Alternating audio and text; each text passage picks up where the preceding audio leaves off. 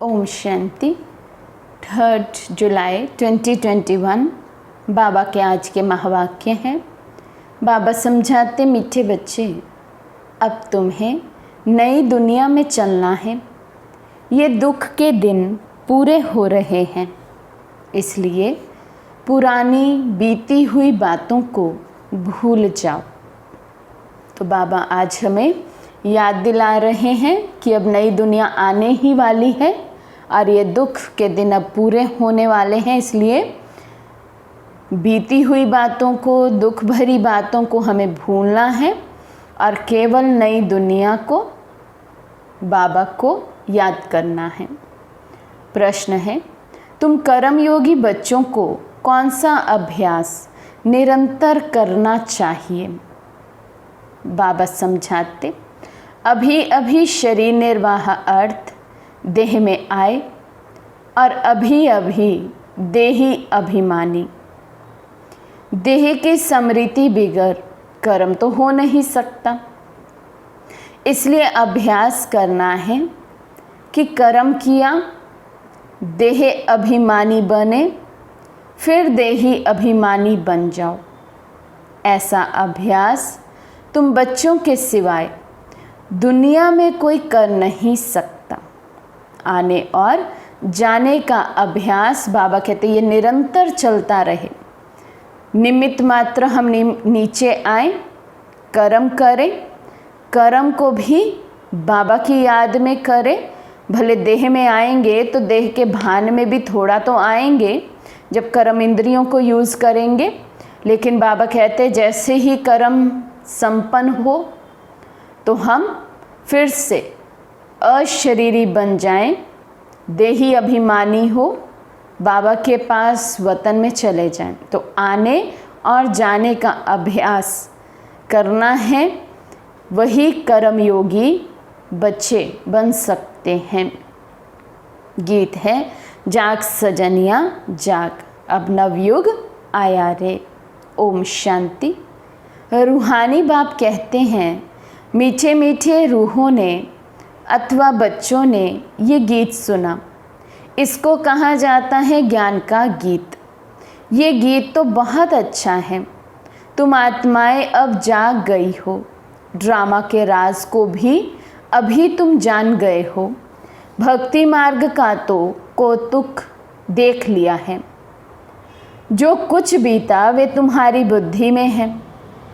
तुम अपने बीते हुए 84 जन्मों की हिस्ट्री को जानते हो।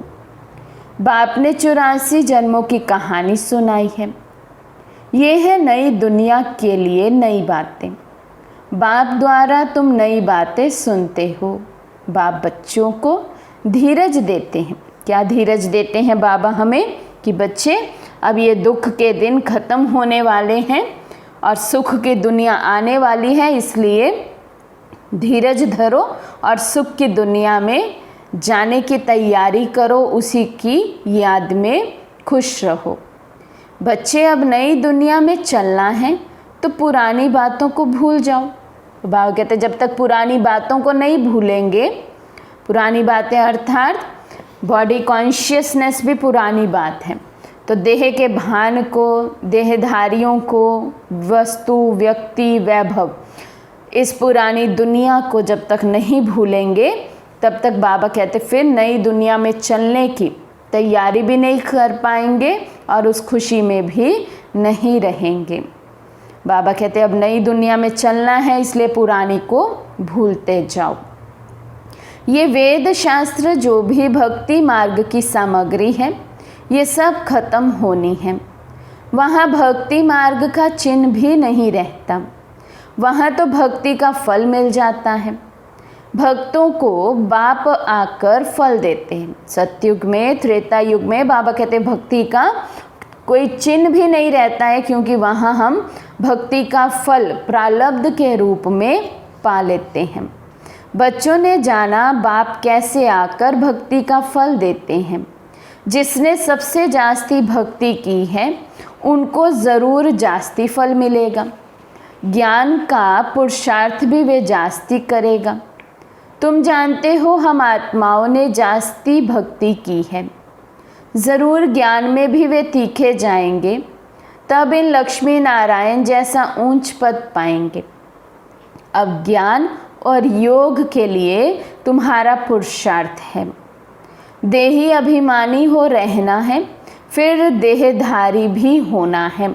देह में आना है, कर्म इंद्रियों को यूज़ करना है, देहधारी बनना है। इसका अर्थ ये नहीं कि फुल हम बॉडी कॉन्शियसनेस में ही आ जाएं और मैं आत्मा हूँ ये भूल जाएं। यहाँ पर बाबा ये कहना चाह रहे हैं देहधारी बनना अर्थात अपने आत्मिक स्थिति में स्थित रहकर फिर अपनी कर्म इंद्रियों को हम यूज़ करें तो थोड़ा तो देह भान में आएंगे ही। कर्म करते हुए बाप को याद करना है। देह बिगड़ तो हम कर्म कर ना सके, ये तो ठीक है, बाबा को याद करना है, परंतु अपने को आत्मा समझें। देह को भुला देने से काम नहीं होगा, कर्म तो करना ही है। कर्म से संन्यास नहीं बाबा सिखाते हैं, कर्म तो करना है, लेकिन कर्म करने की विधि उसमें बाबा परिवर्तन ले आते हैं। पहले हम कर्म करते थे फुल बॉडी कॉन्शियस में, देह भान में, देह अभिमान में, तो हर कर्म का तुरंत फल हमें नाम मान शान के रूप में चाहिए होता था। फिर कर्म करने से थकावट भी होती थी, लेकिन देही अभिमानी हो, अपने को आत्मा समझ, भले हम कर्म इंद्रियों को यूज़ करते हैं। अब कर्म इंद्रियां हिलेंगी तो उसका भान तो रहेगा ना, उस भान से तो हम परे नहीं हो सकते हैं। लेकिन बाबा कहते हैं यदि बाबा की याद में रहेंगे, स्वयं को आत्मा समझेंगे, तो कर्म के बंधन में नहीं बंधेंगे हम। इसलिए बाबा कहते हैं बाप की याद में बहुत मज़ा है। उठते बैठते चलते फिरते बाप को याद करो, परंतु फिर भी पेट को भोजन तो चाहिए। देही अभिमानी हो रहना है। देही अभिमानी इस समय तुम बच्चों के सिवाय कोई भी नहीं।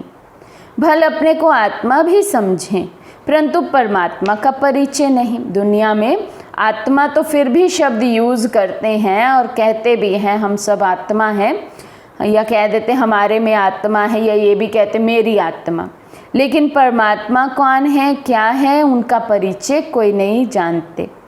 भल समझे हम आत्मा विनाशी है, ये शरीर विनाशी है, परंतु ये समझने से विकर्म विनाश नहीं होंगे। कहते भी हैं पुण्य आत्मा पतित आत्मा। मैं आत्मा हूँ, मेरा ये शरीर है, ये तो कॉमन बात है। मूल बात बाप समझाते हैं कि मुझे याद करो। शरीर निर्वाह अर्थ देह अभिमान तो आना है, देह को खिलाना भी है। देह बिगड़ तो कुछ कर नहीं सकते। हर जन्म में अपना शरीर निर्वाह करते आते हो। कर्म करते हुए भी अपने माशूक को याद रखना है। उस माशूक का किसी को पूरा पता नहीं है। उस माशूक अथवा बाप से हमको वर्षा मिलना है और उनकी याद से विकर्म विनाश होंगे। ये कोई नहीं समझाते हैं। तुम बच्चे नई बातें सुनते हो, तुम जानते हो घर जाने का हमको रास्ता मिला है। अपने घर जाकर फिर राजधानी में आएंगे। बाबा नया मकान बनाते हैं तो ज़रूर दिल होगी ना कि उसमें जाकर बैठें। अब तुमको रास्ता मिला है जिसको और कोई नहीं जानते। कितने भी यज्ञ तप आदि करते, माथा फोड़ते रहते हैं, सदगति को पा नहीं सकते। इस दुनिया से उस दुनिया में जा नहीं सकते, ये भी समझना चाहिए। शास्त्रों में लाखों वर्ष लिख दिया है, इसलिए मनुष्यों की बुद्धि काम नहीं करती है। तुम अच्छी रीति समझ सकते हो, कल की बात है। भारत तो स्वर्ग था। हम आदि सनातन देवी देवता धर्म वाले थे। देवी देवता धर्म बहुत सुख देने वाला है। भारत जैसा सुख कोई भी पा नहीं सकते। स्वर्ग में तो और कोई धर्म वाला जा ना सके। तुम्हारे जैसा सुख और कोई को हो ना सके, कितना भी प्रयत्न करें। कितना ये बड़ा भाग्य है हमारा। बाबा कहते हैं कि हम जैसा सुखी और कोई हो नहीं सकता। जैसा सुख हमने पाया है वैसा सुख कोई कितना भी प्रयत्न करे उससे हो नहीं सकता। फिर वो सुख चाहे सतयुग त्रेता युग का सुख कहें या अभी संगम युग में जो हमें बाबा से सुख मिलता है, ये भी सुख तो सभी के भाग्य में नहीं है ना। तो इसलिए बाबा कहते हैं हम बच्चे कितने भाग्यवान हैं। तो अपने भाग्य का हमें भी ऐसा नशा, ऐसा निश्चय सदैव रहना चाहिए। बाबा कहते धन खर्च करें फिर भी स्वर्ग में जो सुख है वे मिल ना सके। किसी को हेल्थ होगी तो वेल्थ नहीं होगी, किसी को वेल्थ होगी तो हेल्थ नहीं होगी। ये है ही दुख की दुनिया। तो अब आप कहते हैं हे आत्माएं जागो, तुमको अब ज्ञान का तीसरा नेत्र मिला है। कितनी जागृति आई है। तुम सारी दुनिया की हिस्ट्री ज्योग्राफी जानते हो। बाप जानी जाननहार है ना। इसका मतलब ये नहीं कि सबके दिलों को जानता है। ये कौन है, कितना समझाते हैं, ये कहाँ तक पवित्र रहते हैं, कहाँ तक बाबा को याद करते हैं। मैं हर एक का ये ख्याल क्यों बैठ करूं? हम तो रास्ता बताते हैं कि तुम आत्माओं को अपने परम पिता परमात्मा को याद करना है। बाबा कहते जब एक बार समझा दिया, ज्ञान हो गया, बाबा की याद में हमें रहना है, अपने को आत्मा समझना है और बाबा की याद से ही मुझ आत्मा का कल्याण होना है।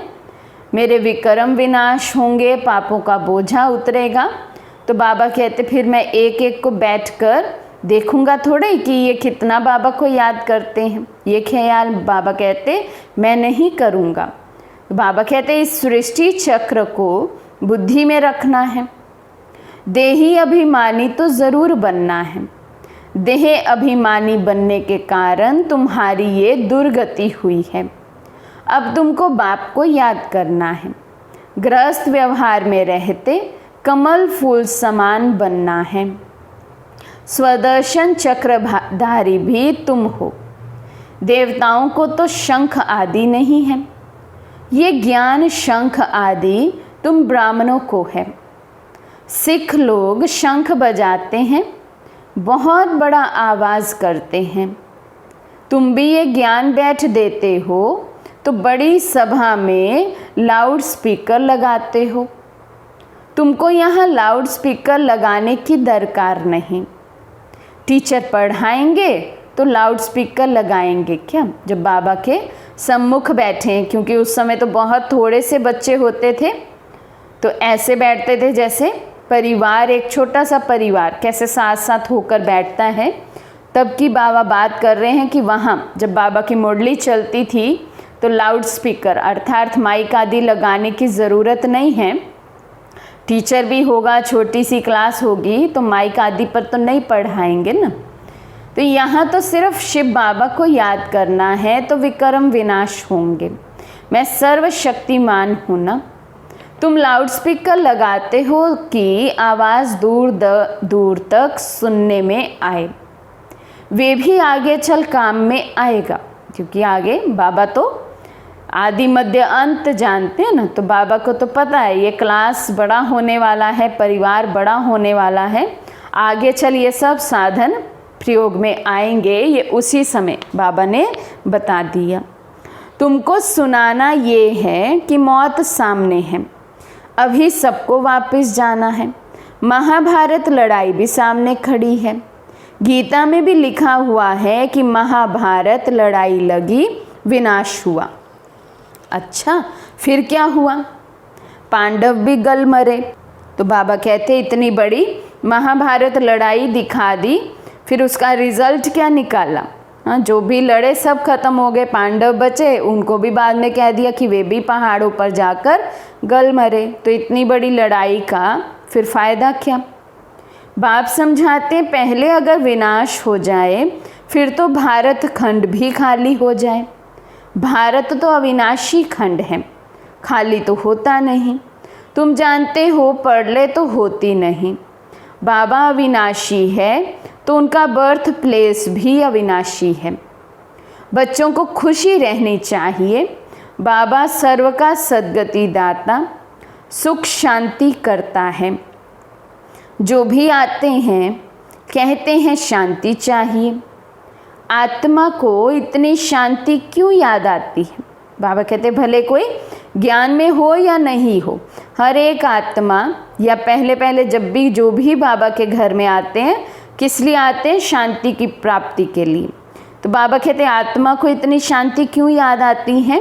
क्योंकि आत्मा शांति धाम की रहने वाली है, इसलिए कहीं ना कहीं बहुत डीप में आत्मा ने वो शांति को रियलाइज़ किया हुआ है, रही हुई है शांति में, इसलिए हर आत्मा को शांति याद आती है।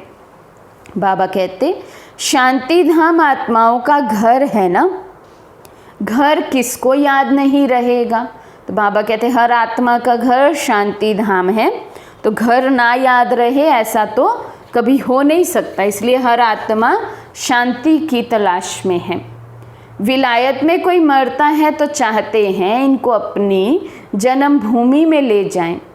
ये अगर सबको पता होता कि भारत सर्व के सद्गति दाता, दुख से मुक्ति दिलाने वाले शिव बाबा का बर्थ प्लेस है, तो उनका बहुत मान होता।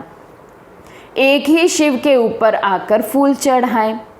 अब तो कितनों के ऊपर फूल चढ़ाते रहते हैं। जो सबको सुख शांति देने वाला है, उनका नाम निशान ही गुम कर दिया है। जो बाप को अच्छी रीति जानते हैं वही वर्षा लेने का पुरुषार्थ करते हैं। क्या कहा बाबा ने?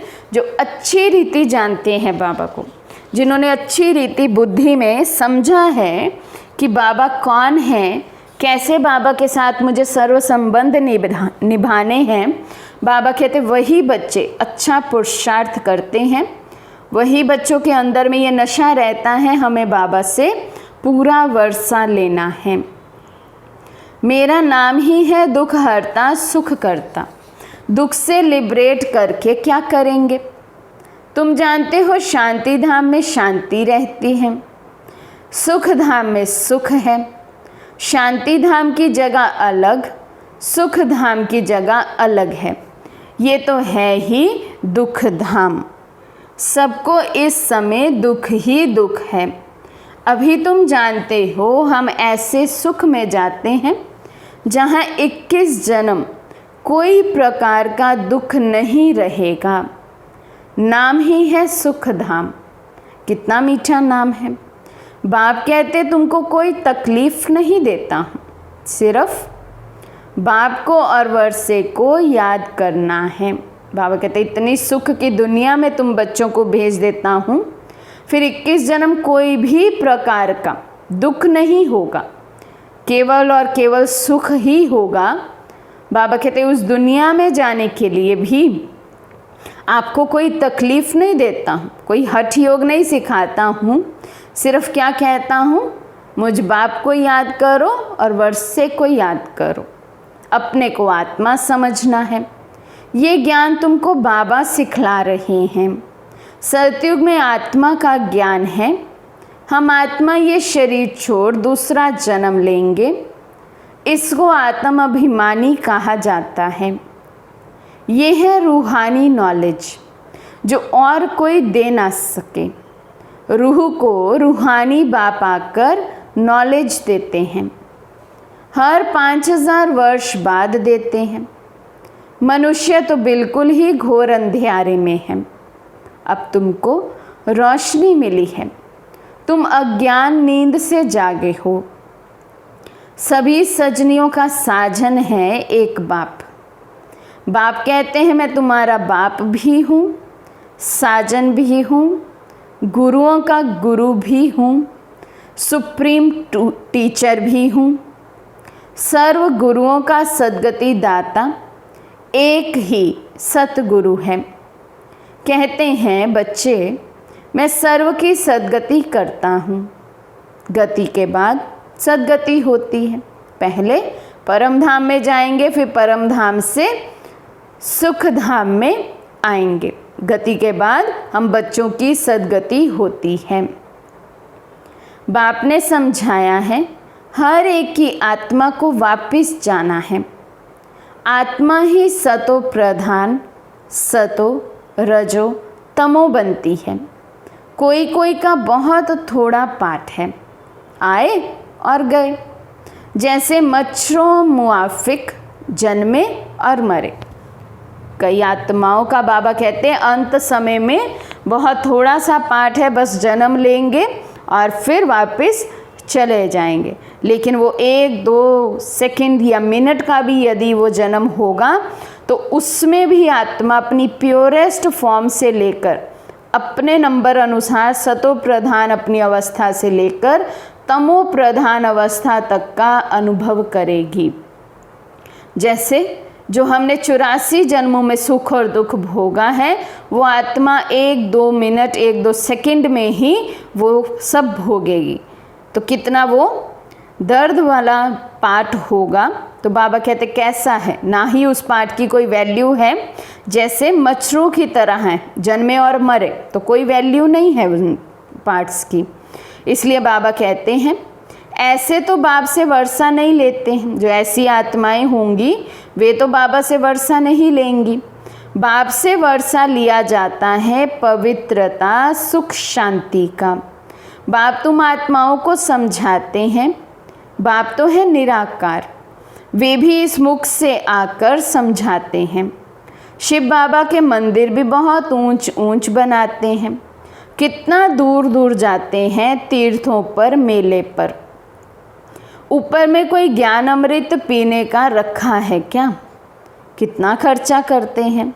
गवर्नमेंट को भी उन्हों के लिए कितने प्रबंध आदि रखने पड़ते हैं, तकलीफ होती है। यहाँ तीर्थों पर छोटे बच्चों को कैसे ले जाएंगे? बच्चों आदि को कोई ना कोई को संभालने लिए दे जाते हैं, साथ में नहीं ले जाते हैं। 2-3 मास यात्रा करते हैं। यहाँ तुम आते हो, तुमको बैठकर सुनना है, पढ़ना है। छोटे बच्चे तो नहीं सुनेंगे। यहाँ तुम आए ही हो योग और ज्ञान सीखने। बाप बैठ ज्ञान सुनाते हैं तो कोई आवाज़ आदि नहीं होना चाहिए, नहीं तो अटेंशन जाता है। शांति से बैठकर अटेंशन देकर सुनना है। तो पहले ये नियम होते थे, मधुबन में जाना तो कोई भी बच्चे वहाँ पर अलाउड नहीं होते थे, खासकर छोटे बच्चे जो बैठ नहीं सकते शांति से, जो बात को समझते ना हो, वे बच्चे तो बिल्कुल अलाउड नहीं होते थे।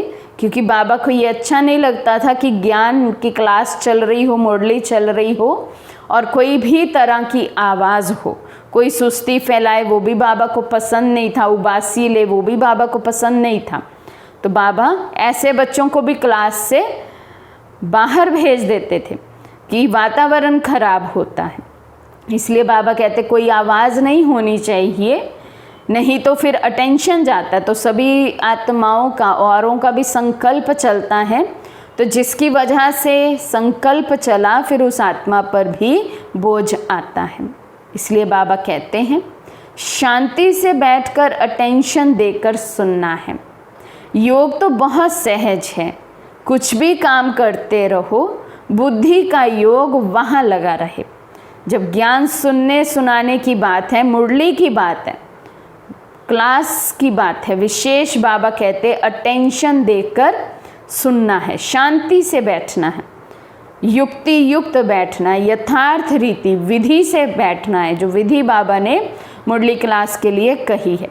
योग तो बाबा कहते इतना सहज है कि आप कर्म करते हुए भी बुद्धि का योग बाबा के साथ लगा सकते हैं, चाहे तो परम धाम में, चाहे सूक्ष्म वतन में। तो बाबा कहते हैं बाबा की याद में रहने से कमाई बहुत ज़बरदस्त होती है। तुम जानते हो हम एवर हेल्दी बनेंगे। अपने साथ बातें करनी होती हैं। बाबा की याद में रहकर भोजन भी अपने हाथ से बनाना है। किसी के भी हाथ का भोजन हम स्वीकार नहीं कर सकते। हाथों से काम भी करो, बाकी याद करो अपने बाप को। तुम्हारा भी कल्याण होगा और योग में रहने से चीज़ भी अच्छी बनेगी, भोजन भी अच्छा बनेगा, उसमें शक्ति भी होगी, अच्छा भी सबको लगेगा। बाबा कहते लेकिन बाबा की याद में रहकर यदि वो भोजन बनाया जाए तो तुमको विश्व की बादशाही मिलती है। तुम यहाँ आते ही हो लक्ष्मी नारायण बनने। सब कहते हैं हम सूर्यवंशी बनेंगे। तुम जानते हो हमारे मम्मा बाबा इस समय ब्रह्मा सरस्वती हैं। दूसरे जन्म में लक्ष्मी नारायण बनेंगे। भविष्य में कोई क्या बनेंगे ऐसे किसी के जन्म का पता नहीं है। नेहरू क्या जाकर बना क्या पता है।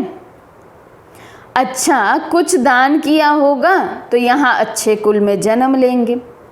अभी तुमको पूरा पता पड़ता है।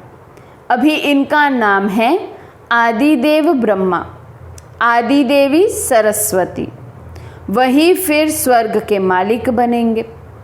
अच्छा इनके बच्चे भी साथ में हैं, वे भी कहेंगे हम स्वर्ग के मालिक बनेंगे, ये तो पक्का है। सूक्ष्म वतन में भी तुम देखते हो देवियों के मंदिर में भी बहुत मेले लगते हैं। अभी जगदम्बा तो एक है, उनके फीचर्स भी एक ही होने चाहिए। मम्मा को भी तुम देखते हो, तुम बच्चों के फीचर्स हैं, फिर नाम रख दिए हैं कन्या कुमारी, अधर कुमारी। तुम जानते हो ये हम ही बनते हैं। हम सब हैं ब्रह्मा कुमार कुमारी। युगल भी कहते हैं हम ब्रह्मा कुमार कुमारी हैं, एक बाप के बच्चे हैं। तुम्हारा ही यादगार है। बरोबर तुम बैठिए नॉलेज देते हो अर्थ सहित। ये दिलवाड़ा मंदिर है, परंतु ये तुम ही समझा सकते हो। तुम जानते हो हम स्थापना कर रहे हैं राजयोग से श्रीमत पर भारत को स्वर्ग बना रहे हैं। कितना ऊंच कर्तव्य है, जो करण करावनहार तो बाबा ही हैं, लेकिन हम बच्चों को आगे रखते हैं बाबा सदैव ही कि तुम स्थापना कर रहे हो। लेकिन कैसे, विधि क्या है स्थापना की? राजयोग से श्रीमत पर चलकर हम भारत को स्वर्ग बना रहे हैं। अच्छा मीठे मीठे सिकिलदे बच्चों प्रति माता पिता बाप दादा का याद प्यार और गुड मॉर्निंग। रूहानी बाप की रूहानी बच्चों को नमस्ते। हम रूहानी बच्चों की रूहानी बाप दादा को दिल व जान शिकवा प्रेम से नमस्ते नमस्ते नमस्ते जी। धारणा के लिए मुख्य सार। फर्स्ट पॉइंट, ज्ञान और योग पर पूरा पूरा अटेंशन देना है। सुनने समय बहुत शांत एकाग्रचित होकर बैठना है। कर्म योगी भी बनना है। सेकंड पॉइंट, बाप ने जो घर का रास्ता बताया है वे सबको बताना है। स्वदर्शन चक्रधारी बनने के साथ साथ ज्ञान शंख भी बजाना है। आज का वरदान है, एक बाप दूसरा ना कोई। इस पाठ की स्मृति से एक रस स्थिति बनाने वाले श्रेष्ठ आत्मा भव। एक बाप दूसरा ना कोई, इस पाठ की स्मृति से एक रस स्थिति बनाने वाली श्रेष्ठ आत्मा भव। एक बाप दूसरा न कोई, ये पाठ निरंतर याद हो तो स्थिति एक रस बन जाएगी, क्योंकि नॉलेज तो सब मिल गई है। अनेक पॉइंट्स हैं, लेकिन पॉइंट्स होते हुए पॉइंट रूप में रहें। ये है उस समय की कमाल, जिस समय कोई नीचे खींच रहा हो। कभी बात नीचे खींचेगी, कभी कोई व्यक्ति, कभी कोई चीज़, कभी वायुमंडल। ये तो होगा ही, पेपर तो, परिस्थितियाँ तो आएंगी ही। हम उच्च अवस्था का अभ्यास करेंगे, ऊंच जाने का अभ्यास करेंगे, लेकिन बाबा कहते कोई ना कोई बात, व्यक्ति, वस्तु, वायुमंडल फिर से हमारे मन बुद्धि को नीचे से खींचेगा, लेकिन वो खींचे नहीं और हम नीचे फिर से आए नहीं, ऊपर की अवस्था में ही रहें, उपराम रहे। उसके लिए बाबा कहते पॉइंट रूप में स्थित रहना है। लेकिन सेकंड में ये सब विस्तार समाप्त हो, एक रस स्थिति रहे, तब कहेंगे श्रेष्ठ आत्मा भव के वरदानी। तो एक बाप दूसरा न कोई, ये पाठ निरंतर याद हो तो बाबा कहते एक रस स्थिति बन जाएगी, तब ही हम पॉइंट रूप में स्थित हो पाएंगे। तो कोई भी बात, व्यक्ति, वस्तु, वायुमंडल हमें फिर अपनी ओर आकर्षित नहीं कर पाएगा। स्लोगन है, नॉलेज की शक्ति धारण कर लो तो विघ्न वार करने के बजाय हार खा लेंगे। नॉलेज की शक्ति धारण कर लो तो विघ्न वार करने के बजाय हार खा लेंगे। अभी हम नॉलेजफुल तो बन गए हैं, बाबा ने हम सबको नॉलेज तो दे दी, आदि मध्य अंत का ज्ञान हमें हो गया है, लेकिन वो ज्ञान क्योंकि हम उसका मनन चिंतन उतना नहीं करते हैं, सारा दिन उस नशे में नहीं रहते, उस याद में नहीं रहते हैं, नॉलेज को अंदर ही अंदर घोटते नहीं रहते हम, उसका मंथन नहीं करते, इसलिए वो ज्ञान जो है शक्ति रूप नहीं बना है। जब बाबा कहते नॉलेज शक्ति रूप धारण हो जाएगी, शक्ति के रूप में ज्ञान हमारा हो जाएगा, तो कोई भी विघ्न हम पर वार नहीं कर पाएगा, बल्कि हार खा के जाएगा। जैसे इसके लिए छोटा सा एग्जाम्पल है, बाबा कहते ड्रामा के पट्टे पर हमें सदा राज़ी रहना है, पक्का रहना है। ये नॉलेज हमें है कि हर एक आत्मा का पार्ट अपना अपना है, किसी का आत्मा का पार्ट किसी से मिल नहीं सकता, हम चेंज नहीं कर सकते हैं। लेकिन ड्रामा में जब कोई सीन ऐसा होता है तो क्या हम इस ड्रामा के राज को, इस पॉइंट को प्रैक्टिकल में धारण कर पाते हैं? पहले ही सेकंड में, एक सेकंड के अंदर उसे कहेंगे कि नॉलेज की शक्ति धारण कर ली है, माना नॉलेज को प्रैक्टिकल लाइफ में इम्प्लीमेंट कर लिया। तो बाबा कहते कोई भी विघ्न हमारे आगे फिर आ नहीं सकता, वार नहीं कर सकता है, ठहर नहीं सकता है। अच्छा, ओम शांति।